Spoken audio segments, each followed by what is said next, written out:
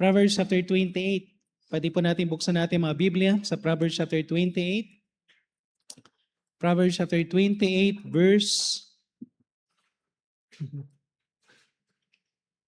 Proverbs chapter 28.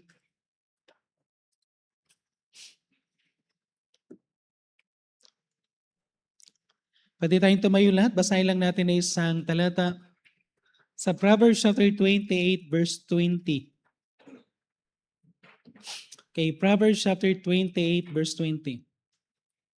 I pray na maging favorite verse nyo to, no? Amen? Sino nagpipray ng blessing? Kasamay. Andiyan yung pinakasagot, amen? Okay, Proverbs chapter 28 verse 20. Basahin natin ng sabay-sabay. Ready, go? A faithful man shall abound with blessings, but he that maketh haste to be rich shall not be innocent.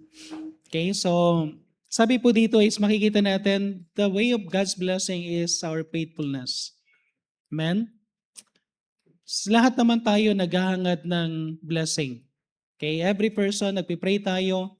From time to time nagpipray tayo at magiging hypocrite tayo if we are not praying for a blessing. Dinidesire natin ay bless tayo ng Panginoon. Marami tayong need. Marami tayong mga bagay na especially yung need, no? At maraming tao na tinidesire nila na magkaroon sila ng mga bagay na pangangailangan nila. But ang nire-require ng Panginoon is faithfulness.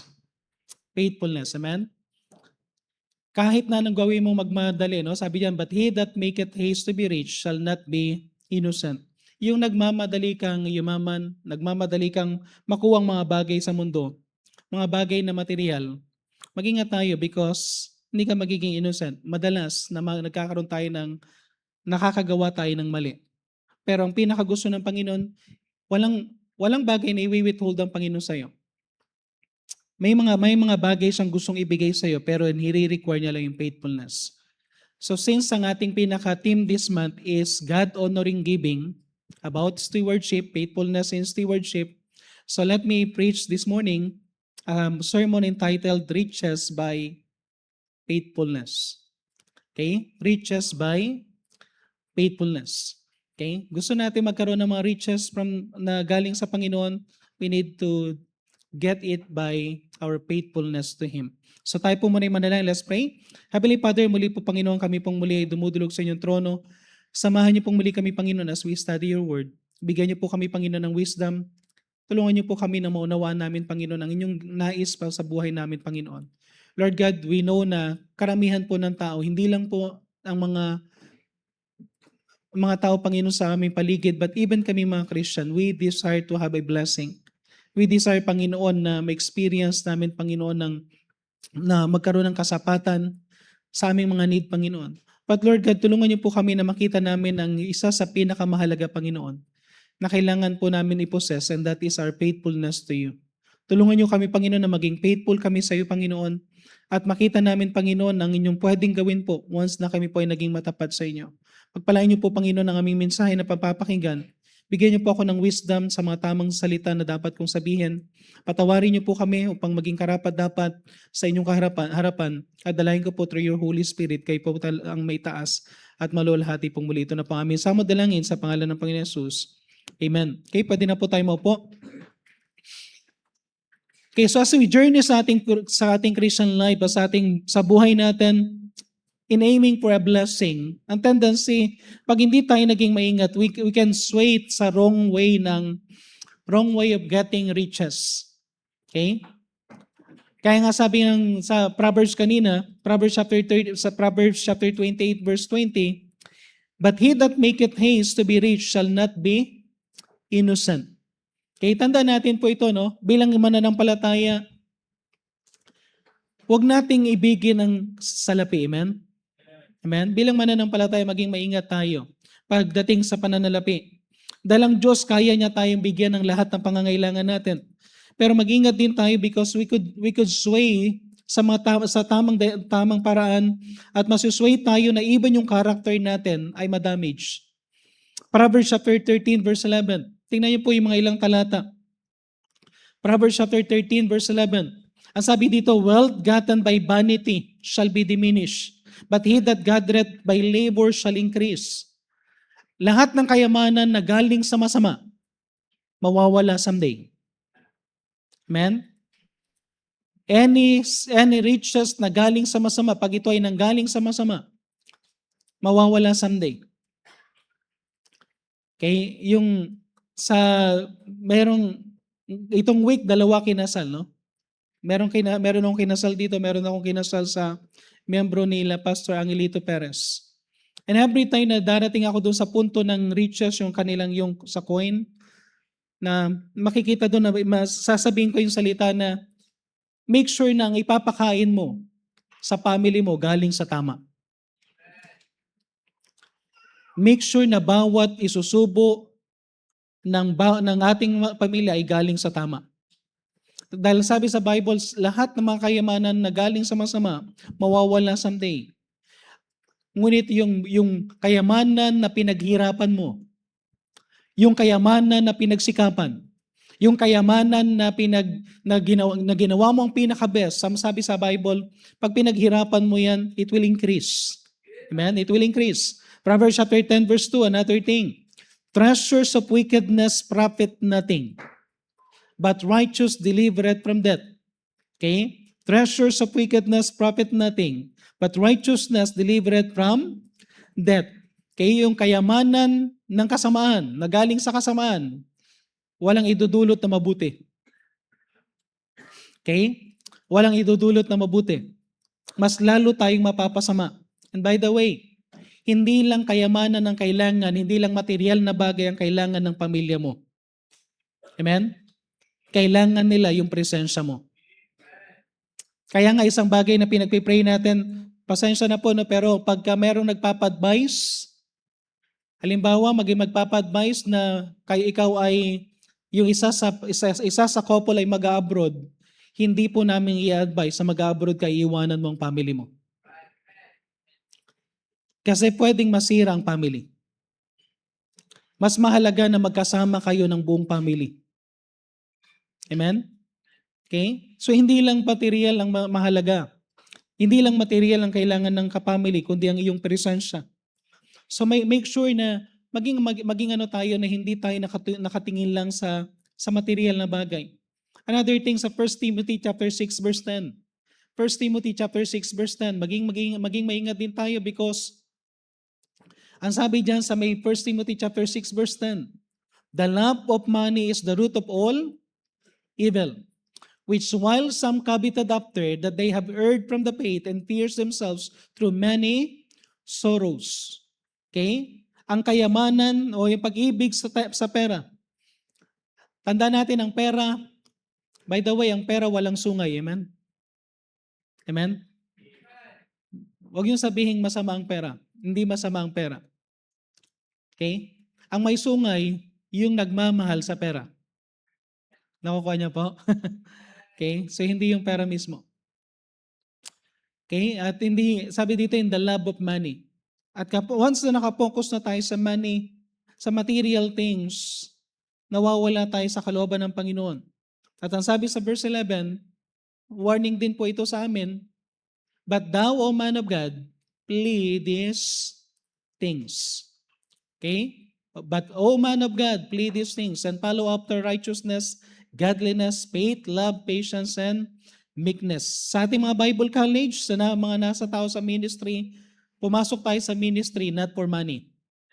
Ministry, not ministry. Amen? Okay? Hindi tayo sa ministry.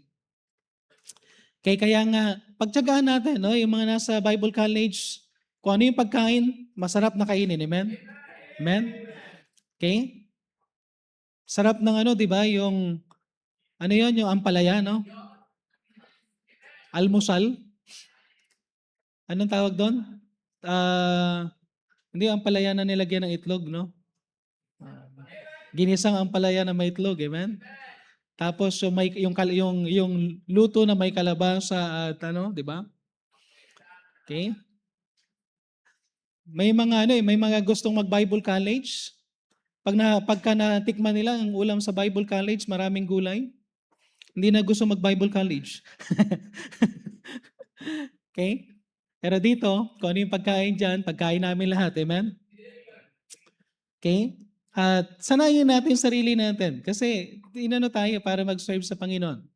At sa ating mga members sa church, I know you are praying for finances, you are praying for material things because we have need. Pero gusto kong balik ito, no? Gamitin ko yung sinabi ni Apostle Paul, no? This is a faithful and true saying. Pero ibahin ko lang, no? True riches comes through our faithfulness to God. True riches comes through our faithfulness to God. Ang tunay na kayamanan ay galing sa pagiging faithful natin sa Diyos. Proverbs chapter 28 verse 20. Balikan natin Proverbs chapter 28 verse 20. A faithful man shall abound with blessings. A faithful man shall abound with blessings. Okay? So gusto ko ilagay nyo yan sa inyong mga tahanan. Pag-pray ninyo, Lord, we want to abound in blessings, pero anong gusto ng Panginoon? Let's be faithful. Okay? So again, sino sa inyo gusto magkaroon ng blessing? Taas ang kamay. Okay? Kung gusto niyo maging blessing, 3 bagay. Baka may part 2 nito, amen? Part 1 muna. 3 bagay. How to get true blessing from God. Number 1, baka kakaiba ito sa mga in-expect ninyo, ha? Hindi ako nagpe-preach ng prosperity gospel, amen? Pero ito yung way ng Panginoon para regarding na sinabi diyan sa Proverbs chapter 28 verse 20. Ang sabi diyan, number 1, be faithful in your worship to God. Pastor, parang ang layo yata. Hindi yan malayo. Yan ang totoo. You want blessing? Be faithful in your worship to God. Be faithful in your worship to God. One of the 10 commandments, Exodus chapter 20. Kung gusto niyo pong makita ang original 10 commandments, buksan niyo po sa Exodus chapter 20. Kasi yung 10 commandments na nakikita natin sa malaking church, hindi na 10 commandments. 9 na lang yon, 9. Tinanggal nila yung number 2. Thou shalt not make unto thyself image. Okay? Hindi tayo dapat nagano ng images. At wag nating sambahin yung image. Amen? Kasama yan. Pero sa Exodus chapter 20, part ng 10 commandments, sinabi ng Exodus chapter 20 verse 8, remember the Sabbath day. Mahalaga to, no? Sa inyong mga nagdi-desire, at ito yung nawawala madalas. Kuminsan, may mga iba pag walang trabaho, pupunta sa prayer meeting para magsabi sa pastor, pag-pray mo naman o kaya isama nyo sa prayer, magkaroon ako ng trabaho. Tapos nung nagkaroon ng trabaho, nawala sa church. Okay? Baliktad yan. Okay? Kapag nagpe-pray ka ng blessing, be faithful sa iyong worship. Ang sabi ng Panginoon sa Exodus chapter 20 verse 8, remember the Sabbath day to keep it holy. Tingnan niyo yung principle ng Panginoon. 6 days. 6 days shalt thou labor. Ito ang kalooban ng Panginoon. Gusto mo ng blessing? Itong principle ng Panginoon. 6 na araw lang magtrabaho. Okay? 6 days mag-labor and do all thy work. At ang sabi dito, but the 7th day is the Sabbath of the Lord thy God. In it thou shalt not do any work, nor thy son, nor thy daughter, thy manservant, nor thy maidservant, nor thy cattle, nor thy stranger that is within thy gates. Walang trabaho. Pati yung mga katulong dapat nasa church. Grabe, no? Ano yung mas maganda na talaga na turuan din natin ang buong sambahayan. Ang sabi nga ng Panginoon, pati yung cattle hindi daw magtatrabaho eh. Amen? Okay? So lahat. Pero sabi ng Panginoon, lahat yan. For 6 days the Lord made heaven and earth and sea, and all that is them is, and rested the 7th day. Hindi kailangan ng Diyos para ng pahinga. Hindi nagpapahinga ang Diyos, pero para ipakita sa atin, sabi sa Bible, ang Panginoon nag-rest ng 7th day. Ibig sabihin, huminto siya. Wala siyang ginawa ng 7th day because the 7th day is for Him. Amen? So ang principle ganito, no? The first test of faithfulness is our faithfulness of worship. Faithfulness of worship. God gave us enough time to work, but never sacrifice your time for worship. Kaya ang work ng pinakagusto ng Panginoon, 6 days. Kayang i-supply ng Panginoon. Maniwala kayo o hindi. Mas malaki ang kikitain ninyo kapag nag-work kayo ng 6 days at hindi kayo mag-work ng Sunday. Pastor, kahit sa palengke, yes, kaya yan. Meron isang member sa Bayambang before na sabi niya, Pastor, imposible yan, hindi ko pwedeng i-give up yung Sunday dahil maraming akong suki na mawawala sa akin dahil Sunday ang araw ng palengke. Pero sabi ni Pastor, panindigan mo yung Sunday. Alam mo ginawa ng Panginoon, nawalan siya ng suki sa Sunday, pero binigyan siya ng bagong suki from Monday to Saturday. And one thing na pinatutuo niya, kung ano yung kinikita niya ng Monday to Saturday, kayang kitain na higit pa pag Monday to Saturday. Ito yung isang bagay na hindi natin mahirap unawain. Pero hindi mo kailangan magtrabaho ng buong linggo para magkaroon ng pera. Magkakaroon ka ng blessing, kasama mo ang Panginoon from Monday to Saturday kung unahin mo siya ng Sunday. Okay? Lahat ng may trabaho at hindi mo kayang mag-give up ang Sunday, ibig sabihin mas mahalaga sa iyong trabaho at wala kang pakialam sa pag-worship mo sa Panginoon.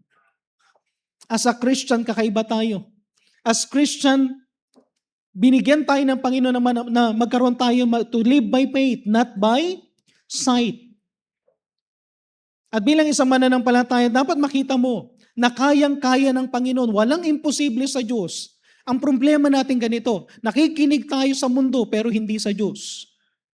Pero ang principle ng Panginoon, worship Him first. Worship Him first. Kayang ibigay ng Panginoon ng blessing. Deuteronomy chapter 28 verse 1 and 2. Tingnan niyo yung Deuteronomy chapter 28 verse 1 and 2. Okay? Kaya kung minsan marami tayong sumpa, Lunes na Lunes may sumpa, hindi ka nag-worship eh. Amen? Lunes na nakawan ka, hindi ka nag-worship eh. Lunes na Lunes, bumalik yung order sa'yo, hindi ka nag-worship. Ano yung daming problema na mangyayari pag hindi tayo nag-worship. Hindi ko alam kung napapansin nyo yan, pero mas maraming problema pag hindi ko inuna ang Panginoon for worship. Mas maraming problema. Deuteronomy chapter 28 verse 1, And it come to pass, if thou shalt hearken diligently unto the voice of the Lord thy God, to obserbahan mo, ibig sabihin, gawin mo to and do all His commandments. And one of His command, remember the Sabbath day, which I commanded this day, the Lord thy God will set thee on a high above all nations of the earth. Alam mo bang, ang Diyos ang kaya kanyang itaas kung tinataas mo siya? Irirespeto ka ng Diyos kung nirirespeto mo siya? Amen? I-bless tayo ng Panginoon kung mag-worship tayo sa Kanya. Verse 2, itong gusto ko sa verse 2. And all these blessings, anong gusto mong blessing? Anong klaseng gusto mong blessing? Ang sabi ng Panginoon, and all this blessing shall come unto thee and overtake thee. Grabe, no? Kaya pala mag-overtake ng blessing sa atin. If thou shalt hearken unto the voice of the Lord thy God. Ang problema, ang hirap i-claim ang promise pag hindi natin inuna ang Panginoon. You cannot worship God every Sunday. Hindi mo masabi sa boss mo na, Lord, or boss, pwede bang ang Sunday para sa Panginoon yan? Ang Sunday para sa Kanya yan, para sa pag-worship ko yan? Ni hindi ka makapunta ng prayer meeting, mahalaga ang prayer meeting? No wonder, ang hirap ng ginagawa mo. Pagod na pagod ka. Pagod na pagod ka sa trabaho mo. Pero walang nangyayari. Kumikita ka ng malaki, pero malaki rin ang nawawala. Lahat na ng ginawa mong, kahit nasabihin natin magaling ka sa computer, sige, gamitin mo na lahat. No? Gamitin mo na yung alam mo patungkol dun sa, anong tawag dun sa ginagamit nila sa computer para lahat ng is makita yung may advertise ang yung business mo. Alam mo, kahit na anong gawin mo, kapag ang Panginoon hindi magbi-bless, mahihirapan ka lang. Alam niyo isang bagay, isettle natin sa puso natin, Lord, if it is time for worship, not for work. At nakakaano ito na maraming tao nagkakasakit. Sige, Ibigay mo yung pinaka-ano mo sa business mo, sa ginagawa mo, pero hindi ka na nag-worship. Someday, yung katawan mo, pagod na pagod, magkakaroon ka rin ng sakit. Ang time natin for worship is also time para yung physical body natin ma-relax, pero yung spirit natin is ma-recharge. Amen? Isang reason bakit hindi tayo binibless ng Panginoon, hindi mo maibigay yung yung Sunday. Hindi mo maibigay yung prayer meeting.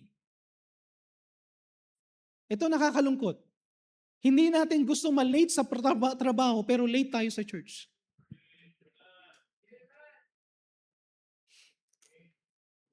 Gagawin mo ang lahat kahit na maagang-maga ka gumising. Huwag ka lang ma-late sa trabaho. Pero pagdating sa Panginoon, sa worship, nalilate tayo. Sometimes nasa church tayo, pero hindi tayo nag-worship. Nasa church tayo, pero hawak mo yung cellphone. Nasa church tayo, pero hindi ka nandito sa worship. Nandun ka sa baba, nandun ka sa tapos anong ginagawa? Nagkikwentuhan lang kayo. Hindi mo unahin ang Panginoon sa worship. Anong tendency? Tandaan natin ang Panginoon, alam niya kung sino ang matapat sa Kanya. Alam ng Diyos kung sino rin ang hindi matapat sa Kanya. Kilala ng Diyos, alam ng Diyos kung uunahin mo siya o hindi.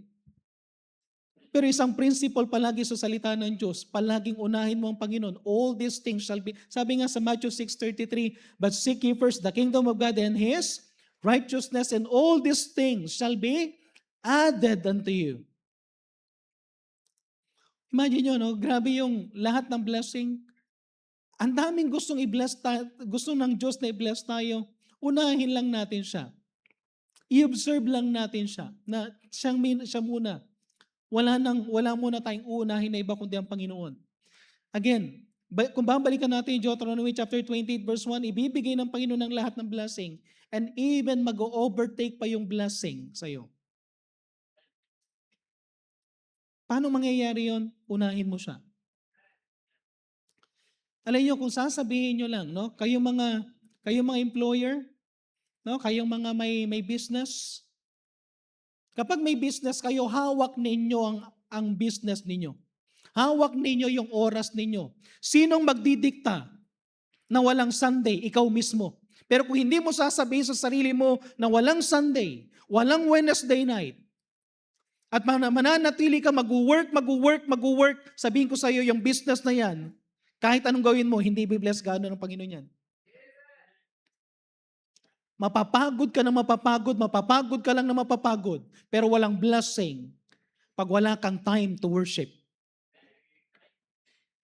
Take time. Take time to worship. Imagine mo, no?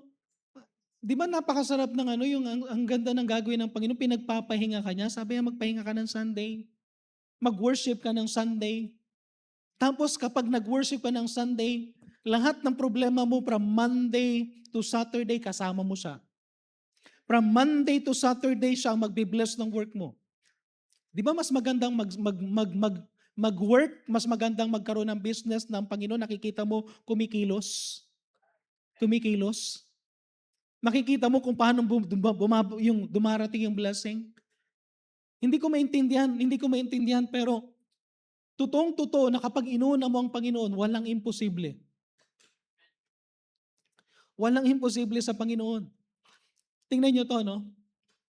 Kayong may mga employer, kayong mga employee, alam nyo ba na kayang utusan ng Panginoon ang mga boss ninyo para igalang kapag sinabi mo talaga na irirespeto nila yung Sunday? Amen? Naalala nyo yung time na mag-check kami ng forms? Nung teacher pa ako, sabi ko nga, dahil Sunday yung checking ng forms, sabi ko hindi ako attend, mag-worship muna ako. Sabi ng pinaka-boss ko, bahala ka, ipacheck mo yung forms mo sa ibang school, hanapin mo sila. Pero totoo, no, kapag inuna mo ang Panginoon, imagine, hinanap ko sila, tapos nung nag-request ako, wala na ako sa karapatan na pagbigyan nila, pwede nila ako i-neglect, pwede nila ako hindi pansinin. Pero nung sinabi ko, anong reason, bakit ka hindi nakapagpa-check? Sabi ko, sir, ma'am, dahil nag-church muna ako. Hindi ka ipapahiya ng Panginoon kapag inuna mo siya. Tignan nyo to. Sa Matthew chapter 21 verse 2 to 3. Matthew chapter 21 verses 2 to 3, saying unto them, go into the village over against you. No, sabi ng Panginoon, pumunta kayo dun sa village, straightway you shall find an ass, mayroon kayo makikitang donkey, and a colt with her, loose them and bring them unto me. Okay? And if any man say aught unto you, he shall say, the Lord hath need of them, and straightway he will send them. Sabi ng Panginoon, di ba? Merong dumaginang donkey na nakatali na hindi pa nagamit ng ninuman. Tapos sabi ng Panginoon, pumunta ka sa ganito, sinabi niya yung direction, yung Google Map, amen? Dinirect ng Panginoon kung saan yung donkey na yun. Then sabi niya, tanggalin niyo sa pagkakatali. Tapos kapag may magtanong, kung may magtatanong, bakit mo tinatanggal yan? Bakit mo kinukuha yan? Sabihin mo lang, the Lord hath need of them. And straightway, He will send them. Walang tanong-tanong, walang debate-debate. Pag sinabi mo, the Lord hath need of them, ibibigay. So anong makikita natin dito? Kung tutusin lang, meron tayong matinding favor sa lahat ng tao. Pwede tayong magkaroon ng matinding favor sa lahat ng tao once na may favor tayo mula sa Diyos. Alam niyo ba na the more na ipapakita mo na nirirespeto mo ang Diyos, kung employee ka, the more na sasabihin nila, ayoko mawala ito dahil itong tao na to is magiging asset ko to dahil itong tao na to may takot sa Diyos. Sometimes itong problema natin, ayaw na nating sabihin ng conviction natin, baka mawala yung trabaho natin. Huwag kang matakot sa boss mo, mas matakot ka sa Diyos mo. Magsabi ka. Mag-stand ka for Sunday. Mag-stand ka for worship. Hindi na tayo makapag-stand. Pero kung tutusin, kayang-kaya natin mag-pray, sabihin lang natin sa Panginoon, Lord, gumawa ka ng way. Kayang utusan ng Panginoon. One time, naghanap ako ng trabaho. Nung time na fresh graduate pa lang ako. Naghanap ako ng trabaho. Tapos, nag-apply ako doon sa malapit sa amin. Tapos, doon sa Alaminos, nung nag-apply kami magkakaklase. Grabe doon sa Alaminos. Kami magkakaklase, lahat kami tanggap. Ang problem ko ito yung nakita kong danger. Dahil tinanggap kami magkakaklase, babae, lalaki. Tapos sabi ng may-ari, iisang place kung saan kayo titira. Sabi ko, alanganin yun. Kung titira ako sa isang place kasama ng mga ano ko, ang tendency baka may mangyari sa akin doon. Then another thing, sabi ko, Lord, pwede bang sa Bayambang pa rin ako, yung malapit lang sa Bayambang? Kasi itong sinabi ko sa Panginoon, Lord, ayokong ma-miss yung aking ministry sa church. Ayokong ma-miss yung ministry ko sa church. At alam yung ginawa ng Panginoon? Nag-apply ako doon sa may perpetual. Tapos ang hinahanap nila, teacher sa high school at teacher sa elementary, parehas na part-time. Teacher ako sa high school. Physics major ako. So pang high school, yung klase ng mathematics sa science na alam ko. Pero ang hinahanap nila, teacher ng grade 1, grade 2, grade 3 hanggang grade 6. Tapos, yung principal doon, alam nyo, nag-pray ako that time, Lord, pwede bang dala-dala ko yung Bible ko. Dinala ko yung Bible ko at nakakatuwa. Pag nag-devotion ka, kakausapin ka talaga ng Panginoon. Ang problema natin, bakit hindi tayo kinakausap ng Panginoon, hindi tayo nagdi-devotion? Bakit hindi tayo binibigyan ng guidance? Kasi hindi natin inaas. Pumunta ako doon sa may, sino sa inyo nakapunta na ng 100 Islands? So nandun kami sa Alaminos, pumunta ako doon sa may portion ng, alam niyo yung area doon na yung sasakyan, doon kayo sasakay sa bangka. Umupo ako doon sa isang area, tapos mag-isa ako, may mga dumada ng mga tao, may mga nagbibiro pa, gusto mong samahan ka namin dyan? Hindi ko na lang sila pinapansin, pero dala-dala ko yung Bible ko. Yung isa nagbiro pero nung nakita yung Bible, umalis ka agad no? Kasi ayaw nila yung Bible Tapos sabi ng Bible, sabi dun sa devotion ko, go back to the land, go back and I will give you the land. Then sabi ko, Lord, ang pinagpipray ko yung trabaho. Then sabi niya, bumalik ka, ibibigay ko sa'yo. Alam yung ginawa ko, Saturday, pumunta ako ng Perpetual Help College. Sa tingin nyo, may mag-accommodate sa akin Saturday? Walang pasok? Pero pumunta ako doon. Kinausap ko si Madam Cacho, yung principal sa elementary. Then sabi ko sa kanya, Ma'am, pwede po bang malaman kung yung application ko is matatanggap ako o hindi? Sabi niya, balik ka ng Monday. Sabi ko, Ma'am, kung Monday, nasa Alaminos na ako. Imagine mo, no? Aplikante ka, ikaw pang demanding. Amen? Alam mo, sabi ko, Ma'am, kumari po, malaman ko na sana as soon as possible before Monday.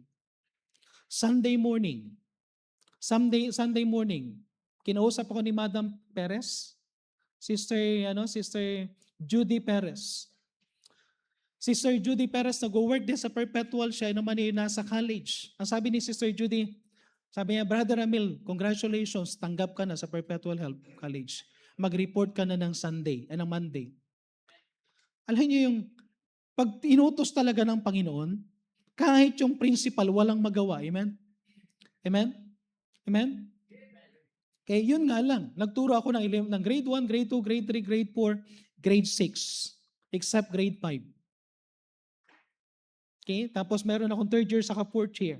Tapos dinagdagan nila ako ng isang college. 3,000 lahat ang sweldo. Amen? Pero yan ang pinaka-best. Why? Bakit pinaka-best yan? Dahil in-answer ng Panginoon, nakita ko yung favor. Nakita ko kung paano siya kumilos sa principal at isang bagay nakita ko na hindi nawala sa akin ang ministry ko sa church. Kasi kung nawala sa akin yung ministry ko sa church, sabihin ko sa inyo, at napunta ako sa Alaminos, baka hindi Sister Larnie na pangasawa ko. Baka hindi rin ako kinasal sa altar kasi baka may nangyari na.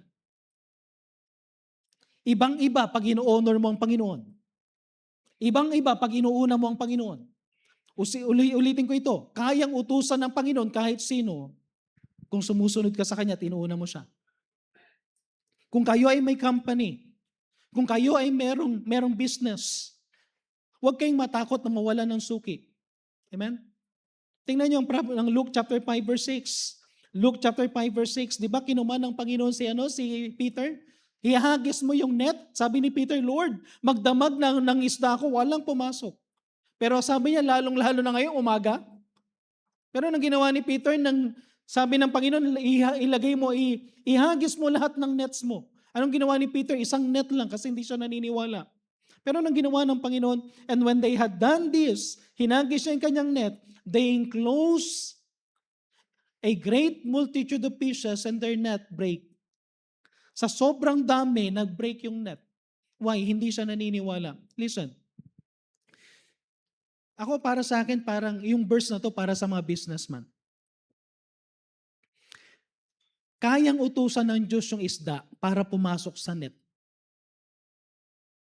Amen? Amen? Kayang gisingin ng Diyos yung tulog na isda para pumasok sa net. Kayang tapikin ng Panginoon yung busog na isda para pumunta dun sa net. Alam niyo kung yung isda kaya niyang dalhin dun sa net? Yung client ba hindi niya kayang dalhin sa business? Ulitin ko sa inyo, walang imposible sa Panginoon. Ang problema lang ito, paano mo ino-honor ang Panginoon?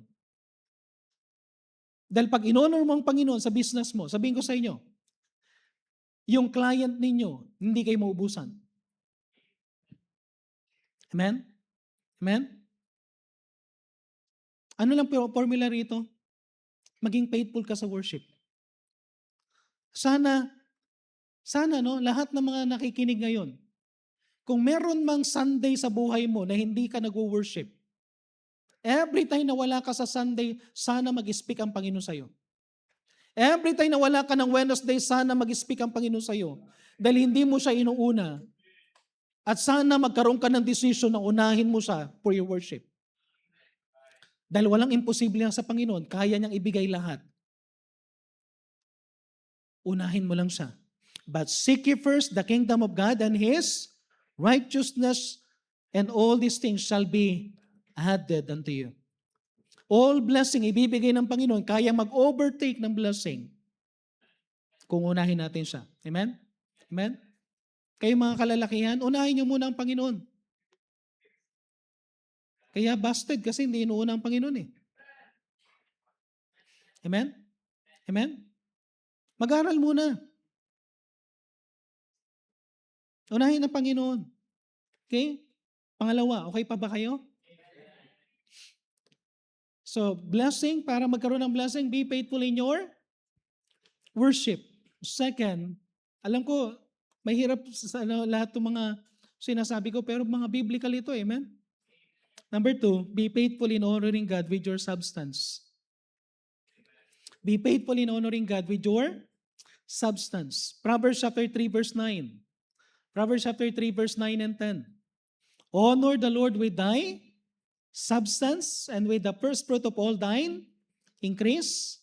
So shall thy barns be filled with plenty and thy presses shall burst out with new wine. Yung wine dito na tinutukoy, ito yung sa grapes ha. Okay, ang tinutukoy ng Old Testament na wine is fruit of the vine. Ang sabi ng Bible, kung babasahin natin yung Proverbs chapter 3 verse 9 and 10, i-honor mo ang Panginoon daw sa iyong substance with the first fruit of all thine increase. Anong ibig sabihin niyan? I-honor natin siya in our tithes and offering. Amen? So shall thy barns be filled with plenty and thy presses shall burst out with new wine. Now gusto kong explain sa inyo, no? Okay? Pag naririnig natin yung tithes and offering, parang ano yan eh, parang nakaka-allergy. Amen? Amen? Sino sa inyo, pag dumaan kayo may nakikita kayong malaking karatula doon sa NLEX? Ano nakalagay doon sa NLEX? Ang tithing ay sin. Meron bang verse sa Bible na ang tithing ay sin? Hindi. Wala kayong mababasa ni isang verse. Okay? Pero ito yung gusto ko makita ninyo, para makita ninyo yung gusto ng Panginoon, no? The best motive in our giving, the best motive, balikan mo nga yung verse 9. Ang best motive natin sa pagbibigay, not because we want to follow God sa kanya kuman lang, hindi maganda na we are doing that, no? So halimbawa, binibigay natin ito, it is good thing na binibigay mo yun because you want to follow God. But it is best thing, ng pinaka motive mo is to give your tithes and offering because you want to honor God. Honor God. Tandaan nyo, sa Genesis pa lang, dalawang tao nagbigay ng tithes na hindi pa kinukuman ng Panginoon, si Abraham sa si Jacob. Kasi gusto nilang i-honor ang Panginoon. Now, bakit mahalaga ang tithing? Tingnan nyo lang maigit ang mga principle ng tithing, no? Malakay chapter 3 verse 8 and 9. Malakay chapter 3 verse 8 and 9. Will a man rob God? Pwede bang nakawan ng tao ang Diyos? Pero ang sabi ng Panginoon, di ba, ang sagot natin dyan, paano mo nanakawan ng Diyos? Pero sabi ng Panginoon, sabi dito sa Bible, yet he have robbed me. Nananakawan daw natin ng Diyos by in tithes and offerings. Pag hindi natin binabigay. At ang sabi sa verse 9, ye are cursed with a curse, for ye have robbed me, even this whole nation. Okay? Pag hindi natin binibigay ang ating tithes, ninanakawan daw natin ang Diyos. And of course, masyadong matinding kasalanan dahil ninanakawan natin ang Diyos. Pero alam nyo ba na bakit nire-require ng Panginoon na ibigay natin yung tithes? Bakit kina-curse ng Panginoon na isang tao na hindi binibigay yung tithes? May mas malalim na dahilan. At ano yung dahilan na yon? Because tithing is reminding us that He is the source of all blessing. Pag nagbibigay tayo ng tithes, piniremind natin yung sarili natin na ang Diyos ang source ng lahat ng blessing. At dahil siya ang source, binibigay natin yung para sa Kanya. At gustong-gusto ng Panginoon kapag tayo ay nagbibigay at ino-honor natin siya by giving our tithes. Deuteronomy chapter 8 verse 18. Ang sabi sa Deuteronomy chapter 8 verse 18, tingnan niyo po yung sinabi. Deuteronomy chapter 8 verse 18, but thou shalt remember the Lord thy God, for it is He that giveth thee power to get wealth, that He may establish His covenant which is swear unto thy fathers as it is this day.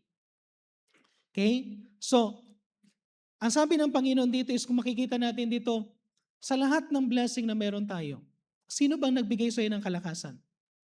Sino nagbigay sa iyo ng wisdom? Sino nagbigay sa iyo ng buhay? Di bang Diyos? Okay, parang ganito lang. Kung ang Diyos ang nagbigay, bakit hindi natin siya i-honor? And every time na binibigay pala natin yung tithes, alam nyo, wag kayong ma-open, ano? Wag muna kayo magbigay ng faith promise saka para sa building kung hindi ka muna nagbibigay ng tithes. Kasi ang tunay na giving nagsisimula kapag nagbigay ka na ng tithes. And by the way, ang tithes, hindi ko nakikita ang nagta-tithes dito sa church. At wag din po kayo mag-alala, hindi kami kakatok sa inyong tahanan na sasabihin, Brad, yung envelope mo, hindi ko nakita sa offering, may utang ka. Hindi kami kakatok sa iyo na sasabihin, sis, hindi na baliktad yung ano mo, ibig sabihin hindi ka nag-tithes. Hindi namin ginagawa yun. Dito sa church, part ng worship natin, yung pagbibigay ng tithes, and whether magbigay ka ng tithes o hindi ako magagalit sa iyo. Pero i-remind ko lang sa iyo na ang tithing, ino-honor mo ang Diyos. Okay? Hindi ko alam kung magkano ang tithes ninyo. Ang nakakaalam niyan sa counting committee, ako hindi ko alam. And one thing na sa counting committee, hindi sila pwedeng magsabi kahit kanino. Isang requirement lang, kapag magtatanong lang ako ganito, Pastor, kailan mo tinatanong yung kaninang offering? Ganito. Halimbawa, meron kaming kailangan na counting committee na idadagdag o kaya merong isang ministry na ipapahawakan. Ang tanong lang namin simple. Yung tao na to na candidate na gusto naming ilagay sa position, ito ba ay nagta-tithes? Kasi kung hindi siya matapat sa Diyos, hindi rin siya magiging matapat sa paglilingkod. Pero ulitin ko po sa inyo, hindi ko nakikita ang pangalan ninyo sa tithing. At wag din kayong mahihiya na pumunta sa church kung hindi nyo maibigay ang tithes ninyo. Kaya ang gusto ko lang is gawin mo ang pagta-tithes because you want to honor God. You want to honor God. Okay? Hindi ka pupuntahan ng mga men sa church para sabihin sa iyo, ilang years ka nang hindi nagta-tithes. Hindi namin sasabihin sa iyo yan. Okay? Kasi ang pinaka-motivation natin is we are doing it for the Lord. We are doing it to honor God. At isang bagay na natin na hindi ito invented by,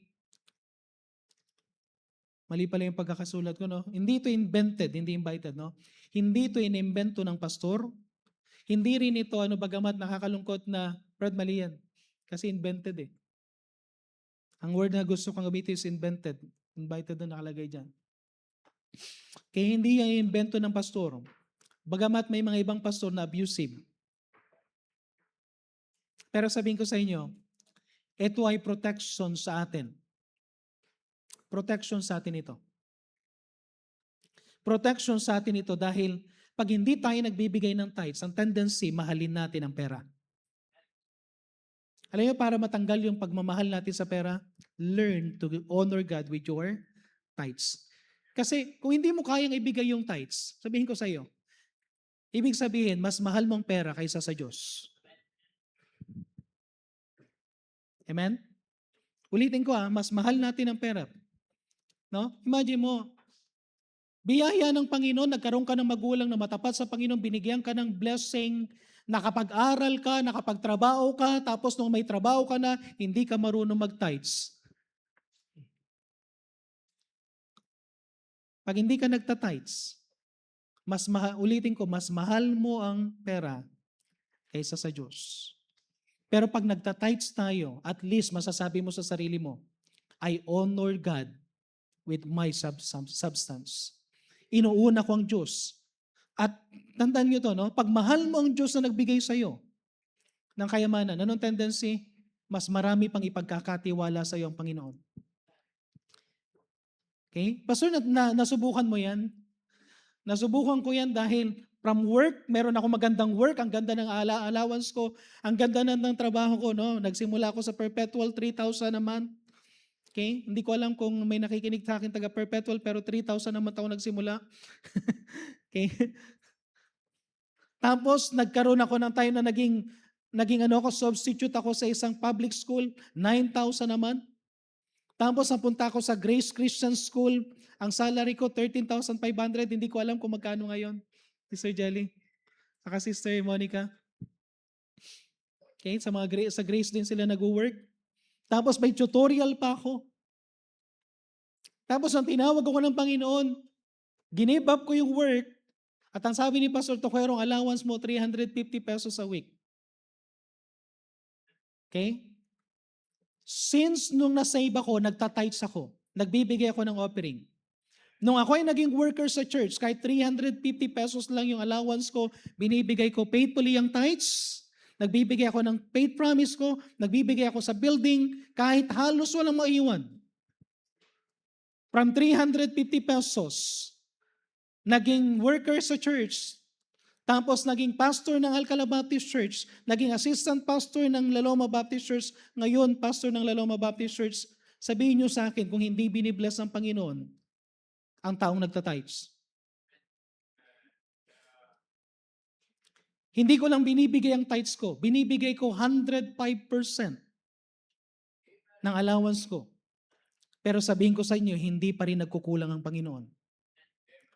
Nakakapag-aral ang mga bata, pinoprovide ng Panginoon. And by the way, itong ginagawa ko, isang bagay din, sa kapwa ko mananggagawa. Kahit walang naiiwan sa allowance ko, kapag may blessing, hindi ako basta-basta bumibili. Naglalagay ako ng savings. Alam niyo kung bakit mahalaga yung savings? But every time na may kailangan ng anak ko, gusto ko ipoprovide ko sa pamagitan ng savings na tinatabi ko. Alam niyo kung bakit? Kasi ayaw kong magtampo sila sa ministry. Ayaw ko sila magkaroon ng bitterness sa ministry.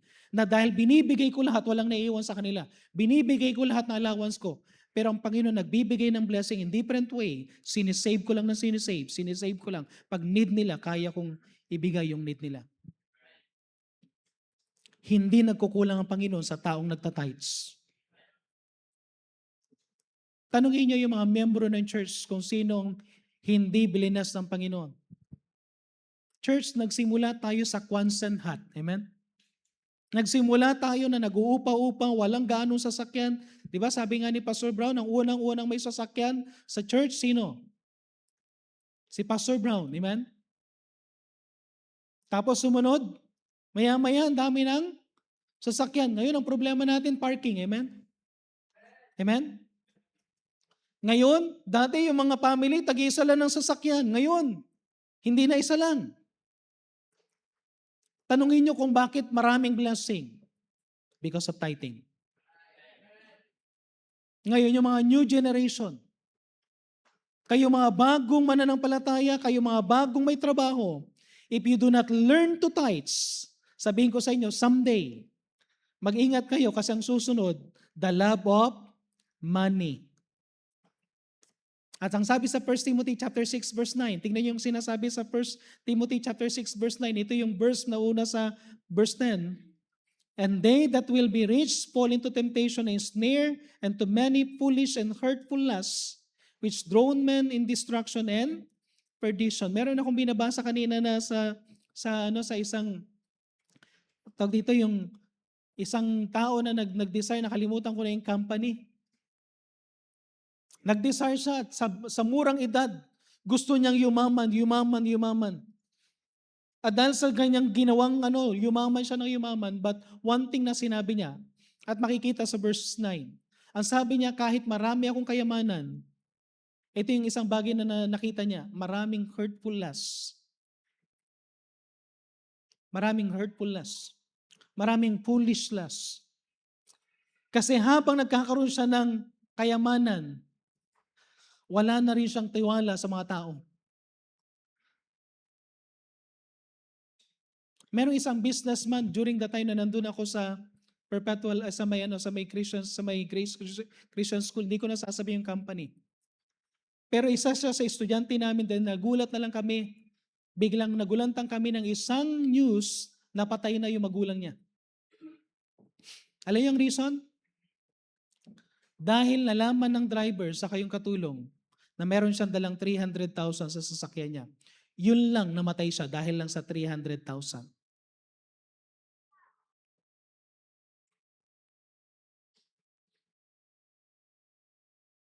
Alam yung isang bagay? Gawin ko na lang part 2 yung susunod, ha, amen? Hindi ko na matatapos eh. Kasi yung susunod about prayer pa, pero dalawa muna tayo sa worship and tithing. Kaya kang protection na ng Panginoon against the, tawag dito yung mga hurtfulness ng money kapag tinatites mo ang blessing mo. Basahin ko na lang yung, balik tayo sa Malakay. Pastor, paborito mo yan ah. Malakay chapter 3 verse 10 to 12. Okay? Malakay chapter 3 verse 10 to 12. Ano yung apat na blessing dito? Basahin nga natin. So isa-isay natin yung blessing ha. First blessing. Ang sabi dito, bring ye all the tithes into the storehouse that there may be meat in mine house, and prove me now herewith, saith the Lord of hosts, if I will not open you the windows of heaven and pour you out a blessing that there shall not be room enough to receive it. Ano yung unang blessing sa tithing? God will open the windows of heaven. Amen? Naniniwala ba kayo na totoo yung Malakay chapter 3 verse 10 na merong windows of heaven? That God will pour out blessing that shall not be room enough to receive it. Bakit maraming mga Kristiyano hindi nakaka-experience ng maraming blessing? Kasi baka hindi tayo nagtatites talaga. Amen? Amen? Okay? Windows of heaven. Alam niyo yung windows of heaven? Maraming way ng blessing. Hindi mo sukat akalain kung saan manggagaling ang blessing. Ako isang bagay na plano ko para patutuhanan ko yung Malakay chapter 3 verse 10 to 12. Ikikwento ko sa inyo kapag may mga blessing akong extraordinary, lalong-lalo na doon sa pinagpipray ko na 300,000 para sa Eriga. Dahil gusto kong i-provide ng Panginoon yung blessing na yan extraordinarily. Amen? Okay? At ang sabi dito, tingnan nyo, no? God will give you a different, first blessing, God will open the windows of heaven. It means God will give you more opportunities of blessings. More opportunity. Hindi mo maano to. Kapag once na inuna mo ang Panginoon, sabihin ko sa inyo, hindi mo alam kung saan manggagaling ang blessing. I-tithes natin. Kung meron tayong mga commitment na kailangan natin unahin lang sa Panginoon. Hindi ko alam kung anong mga struggles na dinadanan nyo, pero hindi nagsisinungaling ang Panginoon. Amen? Another thing, ito yung gusto kong sa verse 11. Kaya inano ko yung testimony kanina na namatay dahil sa 300,000. And I will rebuke the devourer for your sake, and he shall not destroy the fruits of your ground. Doon muna tayo, I will rebuke the devourer for your sakes. Anong sabi ng Panginoon? God can protect everything na meron sa iyo. Amen? God can protect everything na meron sa iyo. Dati takot na takot ako. Honestly, hindi ko kayang, sino sa inyo kaya nyo may dalang 10,000 sa wallet nyo tapos lalakad ka sa Divisoria? Okay? Honestly, dati hindi ko kaya yung halimbawa meron kang dalang pera na tapos maglalakad ka lang ng kahit na 5,000 ngayon, 1,000, feeling ko, lahat ng dumidikit, it's snatcher, no? Pero ibang-iba pag nag-tithes ka. Ibang-iba kapag ino-honor mo ang Panginoon. Amen? Kasi may mga pagkakataon na, naalala yung sinabi ko one time na iwanan ko yung bag ko. Sa lahat na may iwanan ko yung bag ko. Nandun yung cellphone ko, nandun yung tablet ko, tapos naglalagay ako ng pera kapag umalis ako, kapag meron kaming pupuntahan. Meron akong tinatawag na representation allowance. Pero sabi ko kay Brother Marlon, ayokong may representation allowance na dito yung dadalhin ko na, sabi ko, mo na lang yan, hindi ako kukuha ng representation allowance. Pero meron akong sarili kong pera na ilalagay ko sa bag ko palagi, just in case, nalalabas ako. Kung kinakailangan kong gumastos at yung sa para sa ministry, then i-reimburse ko na lang sa'yo. Ganun ang rule namin ni Brother Marlon sa representation allowance ko. Naglalagay ako doon at dahil yun ay meron kaming event na pinuntahan, meron kami naiwan ko yung bag. Alam niyo yung ako naniniwala doon sa God will rebuke the devourer. Naiwan ko yung bag. Tapos sabi ko, wala na. Talagang ano na yan. Kasi open yung area. Tapos may pumunta doon, may mga taong nakakapasok doon sa pinaglagyan ko ng bag. Tapos bigla ko na lang naalala. Tapos sabi ko kay Brother Joven, pwede tayong bumalik. Then sabi ni Pastor Ryan, Pastor, kami nang babalik. So sila yung bumalik. Tapos nang bumalik sila, meron ng mga tao na nandoon, may mga nakaupo na. Tapos hinahanap yung bag, wala na yung bag. Wala, no? Ang problema, hindi alam nila Pastor Ryan kung saan ko nilapag. Kung ako sana yung pumunta, alam ko kagad may tuturo ko. Pero habang nakikipag-usap sila, tinatanong nila yung mga tao doon, may nakita ba kayong bag? Wala sila nakitang bag. Tapos maya-maya, nakita ni Brother Marvin yung sling ng bag. Tapos tinignan niya, sa silip niya yung bag, nasa likod ng isang babae.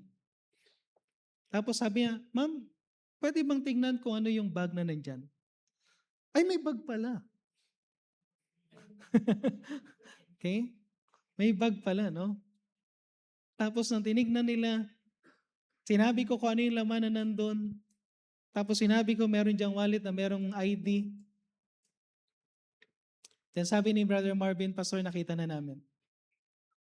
Alam nyo, ang layo na namin, nakalayo na kami sa place. Para sa akin, tanggap ko na. Pinakita ko na kay Sister Larnie, kung nawala talaga lahat yun, wala na. Okay? Pray ng bagong cellphone, amen? Pray ng bagong tablet. Pray ng, wala na talaga, talagang tinanggap ko na. Pero sa loob-loob ko, Lord, saglit. May malaki 311 eh. Lord, nakakahiya for the first time masasabihin ko na wala at hindi na-rebuke yung devourer. Kaya nung binalikan namin yung sabi ko, totoo talaga yung Malakay 3:11. Now, kung hindi mo na-experience yung Malakay 3:11, balikan mo. Are you honoring God with your tithes? Another thing, He shall not destroy the fruits of your ground. He shall not destroy the fruits of your ground, neither shall your vine cast her fruit before the time of the field, saith the Lord of hosts. He will make sure na hindi masisira lahat at hindi mawawala basta-basta lahat ng pinaghirapan mo. Amen? Amen? Okay pa ba kayo? Okay? Kaya minsan para bang iniisip natin, Pastor, totoo talaga yan? Basahin mo ulit. Ipag-pray mo. Basahin mo yung Malakay chapter 3 verse 10 to 11 to 12. Pero yun ang sinabi ng Panginoon eh. Hindi niya ihahayaan eh. Na masayang yung bunga mo. Neither shall your vine cast her fruit before the time of the field, said the Lord of hosts. Lahat ng bagay na ibinibigay sa iyo ng Panginoon, hindi masasayang. Sino sa inyo naka-experience na yung cellphone nyo minana ng anak mo at minana ng apo mo? Hindi pa rin sira. Yung bang gusto mo na masira yung cellphone mo para meron ka ng dahilan para bumili, no? Okay? Mahirap talaga eh. Hindi talaga masira eh. Sabi ko sa inyo, last time, di ba, nag-preach ako? Kinuha ko yung cellphone. Hindi ko alam na yung nasa bulsa ko that time, yun ang bagong cellphone. Tapos nag-preach ako, tapos natindi yung preaching ko to the point na sinabi ko, ginagamit ng diablo yung cellphone kapag ano na. Tapos hinagis ko dito yung pala itong stage, bato. Alam niyo ba na bato to? Pag tinanggal natin yung carpet dito is semento to eh. Tapos ang carpet dito, ang nipis. Mas makapal yung carpet dyan. Kung dyan ko iuhulog, hindi yan masisira. Pero dito, hinagis ko. Yung hagis na wala akong pakialam kung anong mangyayari doon sa cellphone. Amen? Pagkahagis ko, nakita ko, yun pala yung bago. Hindi ko na tinignan eh. Hindi ko alam kung naalala nyo yung preaching ko na yun. Tapos natapos yung buong preaching, pauwi na ako, naalala ko saglit yung cellphone. Pagtingin ko dun sa cellphone, in-expect ko na. In-expect ko, basag yung screen. Basta meron dent yan o something. Pagtingin ko dun sa cellphone, basag. Ganito kaliit. Alam mo yung dulong-dulo, ang nabasag lang yung protector, hindi yung cellphone. Yung protective screen, yung dulong-dulo lang, lit-lit. Kung tutusin, pwedeng hindi ko napalitan eh. Pero sabi ko, grabe. Siguro nang hinagis ko yun dahil na-tights na yun, amen? Meron kagad anghel na nakasaloy, men. Samantalang yung iba, simpleng-simple lang, nagsiselfone lang kasi hindi nag-tights, nahulog. Nung nahulog, una yung face, no? Tapos, crack lahat, amen. Alam, ang hirap ng kapag hindi mo tinights, kaya ang hirap bumili ng sasakyan na hindi tinatights. Amen? Amen? Sa lahat ng motor, yung motor mo yung yung nabunggo, amen? Nagasgas, tanggal yung flaring, amen? Amen? Honestly, dati takot na takot ako eh. Imagine nyo, yung motor ko dati, nung assistant pastor ako, ang motor ko 13,000 lang. Rusi, Honda Wave. Ang design, pero hindi siya Honda Wave, Rusi. Hindi ko alam kung anong pangalan ng Rusi na yon. Pero sabihin ko sa inyo, kahit na 300,000 lang yun, ay 300,000, 13,000, no? 300,000 pinagpipray ko dito. 13,000. Okay? Yung Rusi, 13,000. 13,000 lang. Pero alam nyo kung gaano ako kaingat yun? Pag pinarada ko yung sa Divisoria, pinarada ko yung sa visitation, nilalak ko pa yun. Samantalang kung tutusin, ang katabi ko, mga Honda Click. Tawag dito yung, kung siguro kung may magnanakaw, hindi napapansinin yun eh. Pero grabe ako, no? Naglalak pa ako talaga, naglalak. Pero na-realize ko, sabi ko, Lord, na-tights naman to eh. Okay? Ganun ako kaingat na parang takot na takot, pero I realize one thing. Pag tinights mo pala, kayang ingatan ng Panginoon. Amen? And lastly, God will call you, the nations shall call you blessed. Verse 12. All nations shall call you blessed. One thing na makikita natin na blessing. So ang blessing ng Panginoon, pag nag-tithes tayo, God will give opportunities of blessing. God will protect what you have. God will preserve your blessing. Number 4 is people will witness how God blesses you. People will witness how God blesses you. Hindi maintindihan ng mga tao kung paano ka binibless. Amen? Hindi maintindihan ng mga tao kung paano ka binibless. Magugulat na lang sila sa blessing na tinatanggap mo. Alam yun na nag-surrender ako sa ministry. Total graduation natin mamaya. And this is the last illustration. Nang nag-surrender ako sa ministry, sabi ng auntie ko, isa sa auntie ko, hindi ko na nasasabihin yung pangalan, baka nanonood sila. And sabi niya, yung word na B-O-B-O. Okay? Ang B-O-B-O mo. Graduate ka ng education, ikaw ay major ng P6, bira yung major ng P6, tapos papasok ka lang sa ministry. Lang. Sa ministry. At grabe silang magpahiya sa akin. Hindi nyo lang alam kung paano ako mapahiya kuminsan. One time, nag-gather yung merong hindi ko alam kung anong events, pumunta ako doon. Tapos nandun yung mga batchmate ko, nandun yung mga batchmate ng mga pinsan ko, nandun yung mga taga-PSU. Tapos pinakilala ko ng uncle ko, sabi niyang uncle ko, yan si Ramil. Graduate siya na education. Pero nasa church lang. Okay? Nasa church lang.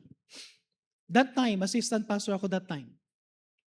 Sabi ko sa uncle ko, uncle, nasa church po ako, pero principal po ako na academy namin. Amen? Nung narinig niyang principal, nagulat siya eh. Hindi ko na lang sinabi kung magkano yung allowance. Amen? Pero nagulat siya, principal ka? Opo, principal ako. Hindi ko na nga sinabi na din ako ng college, ng Bible College and Institute, di ba? Kung title lang ang pag-uusapan, assistant pastor ako, principal ako, din ako. Wag na lang pag-usapan yung allowance. Kasi baka babalik ulit doon sa, yan lang.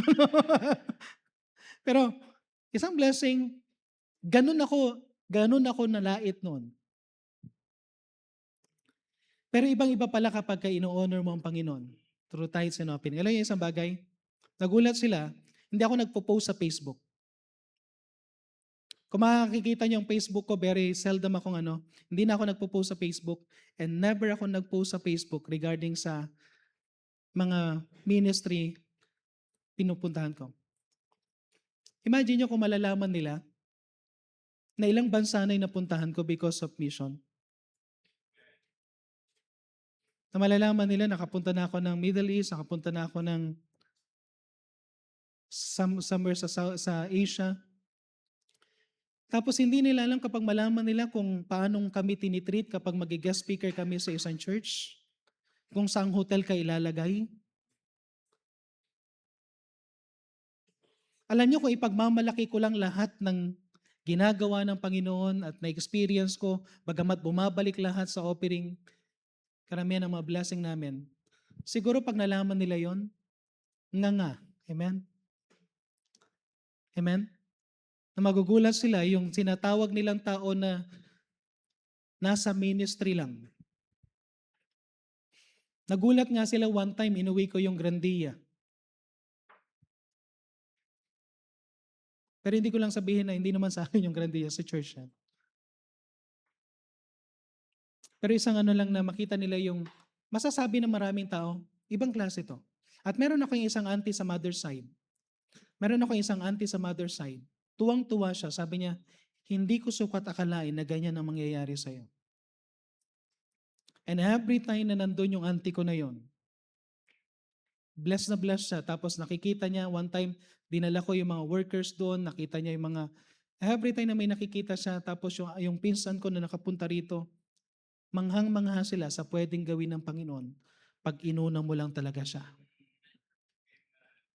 Amen? So, part 1 na lang ito, no? May part 3, may part 2. Advance ka agad eh. Yung point number 3 saka yung 4 sa ano na lang. Pero paano kayo i-bless ng Panginoon by faithfulness? Riches by faithfulness. First, make sure to worship Him. Make sure na ang Sunday sa Kanya. Make sure na ang Wednesday night sa Kanya. Amen? Subukan mo lang. Again, pastor nyo ako, wala akong karapatan na pupuntahan kayo na hindi ko sasabihin na hindi ako pupunta sa business ninyo. Uy, ba't Sunday ngayon? Sarado mo yan. Hindi ko sasabihin yun. Hindi ko kayo pagsasabihan. Wednesday ngayon, ba't wala ka? Hindi kita pagsasabihan ng gano'n. Pero ipipreach ko yan. Kasi yan ang blessing ng Panginoon.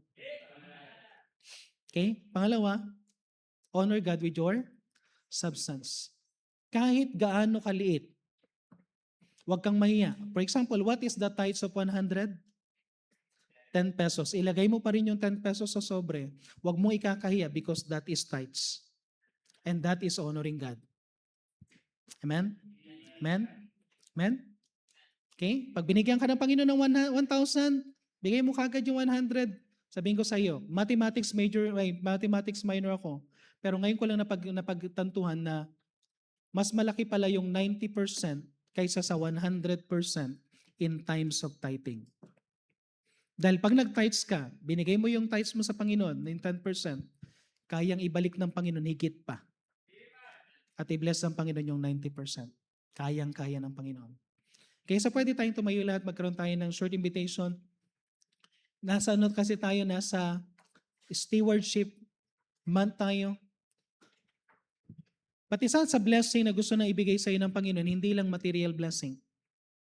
One of the great blessing na gustong ibigay sa iyo ng Panginoon kapag nasa sa iyo ang Panginoon is eternal life. Pwedeng pakilagay lang yung 1 John chapter 5 verse 11 to 13.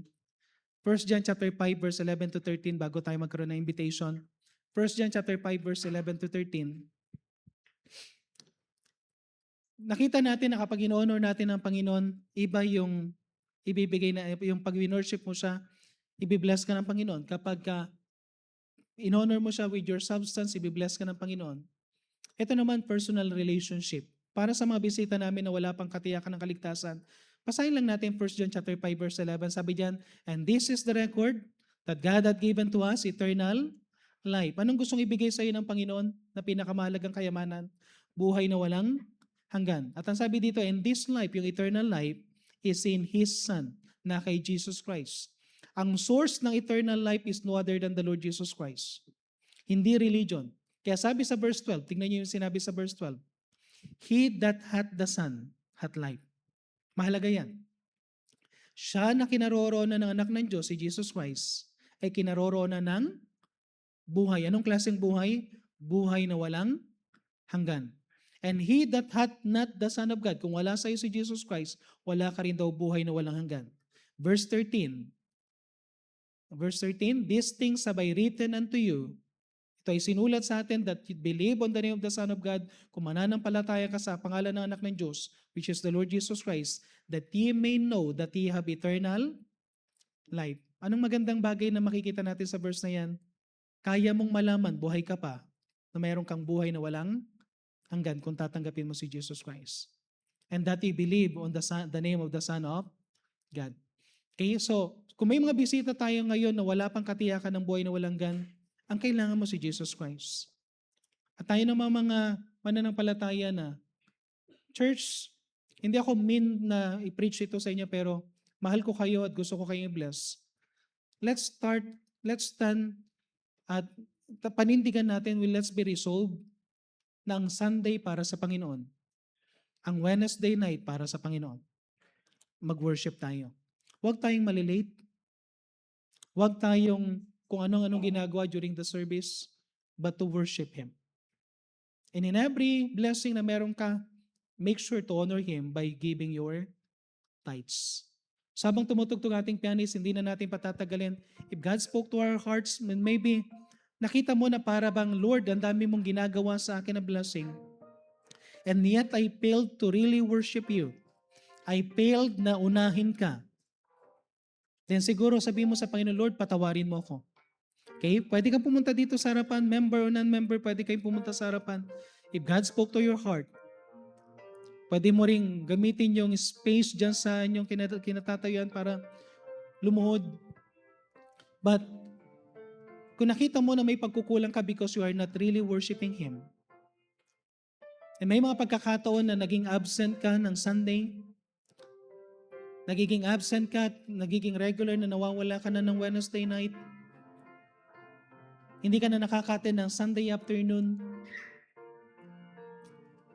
Hindi po, nasasaktan ako bilang pastor pero mas nasasaktan ng Panginoon. Hinahanap niya yung unahin mo siya.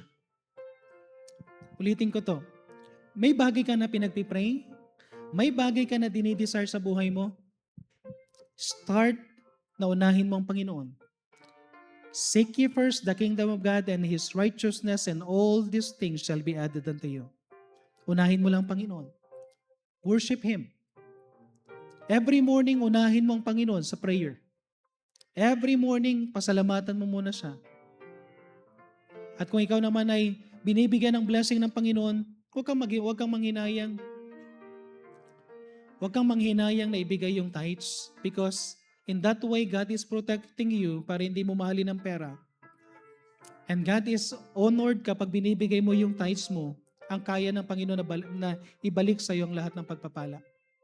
Sa atin namang mga bisita, kung may mga bisita na wala pang katiyakan ng kaligtasan, again, ang kailangan mo si Jesus Christ, hindi ang religion. Kung gusto mong tanggapin si Jesus Christ bilang tagapagligtas, hindi namin palalagpasin yung pagkakataon, gusto lang namin malaman, kung gusto mong tanggapin si Jesus Christ, taas mong kanang kamay mo. I-share namin sa iyo kung paano mo tanggapin si Jesus Christ. Meron ba? Okay, kailangan natin na isang counselor na lalaki kay tatay. Yung naka-green. Brother James. Thank you po tayo.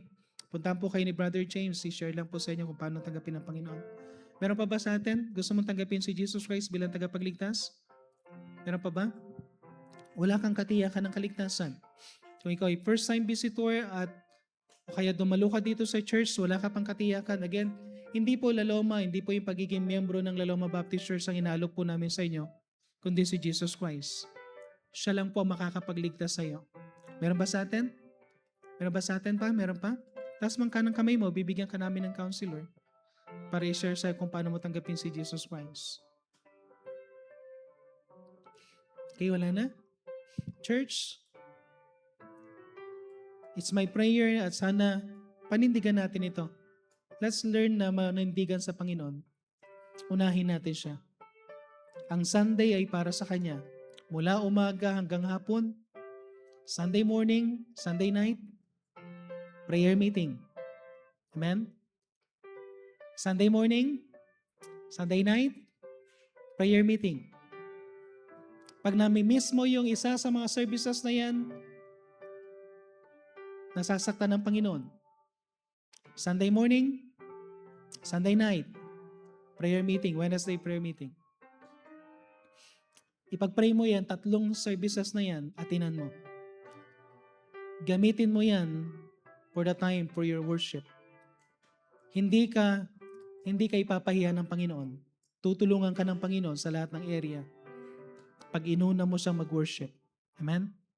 In every blessing, Pastor ka, paano mo ginagawa yung nagbibigay ka ng ganong kahalaga? Imagine yung binenta ko yung motor, yung first, yan ang unang sasakyan na nakapangalan sa akin. Kaya mahirap i-let go. Yung motorcycle na yan, yung SYM. First na sasakyan, pero sabi ko, Lord, hindi ko naman na nagagamit at meron akong gustong then, nang pinag-pray ko, sabi ko, bibili lang ako ng something na, pero yung 30,000, binigay ko kagad, parang 10% ng commitment ko na 300,000. Pastor, paano mo nagagawa yan? Pag mas mahal mo ang Diyos, kaya mo ibigay yung bagay na mahirap ibigay personally. Amen? Amen? Pero ang Panginoon, hindi nagkukulang eh. Meron akong mga things na gusto ikwento sa inyo someday kung paano mag-provide ang Panginoon. At gusto kong ipakita sa inyo kung gaano katapat ang Panginoon. Hindi para magmalaki, but to set an example as your pastor. Okay? So tayo po muna yung manalangin. Let's pray. Heavenly Father, maraming salamat po sa binigay niyo po, Panginoon, na message this morning. Lord God, I pray na i-bless niyo po, Panginoon, na aming mga napakinggan, Panginoon, na mensahe. Bless niyo po ang lahat ng mga commitment na ginawa. And Lord God, hindi ko po alam kung gaano po ito naging blessing sa bawat isa kung paano po ito nag-speak. But Lord, I pray sa bawat isa na nakapakinig that they will honor you with their worship sa Panginoon sa iyo. Every Sunday morning, Sunday evening, and prayer meeting. Tulungan niyo rin po sila, Panginoon, to honor you, Panginoon, sa kanilang substance. That because alam namin, Panginoon, na ang riches is ibibigay mo po sa amin if we are faithful to you. So tulungan niyo po kami maging faithful in worship, faithful in our giving of our tithes and offering.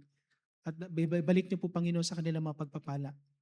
Pagpalain niyo po, Panginoon, na aming panandalian na pagdidivide din po para sa aming Sunday School. I-bless niyo po ang lahat ng mga Sunday School teachers as they teach, Panginoon, ng inyong salita. I-bless niyo rin po, Panginoon, ng mga first-time visitor sa aming sa kanilang fellowship din po together with Brother Jerry. At ganoon din po, Panginoon, sa mga basics class. At i-bless niyo rin po, Panginoon, ang aming service mamaya sa aming graduation. Ito na po aming samod dalangin sa pangalan ng Panginoon Jesus. Amen.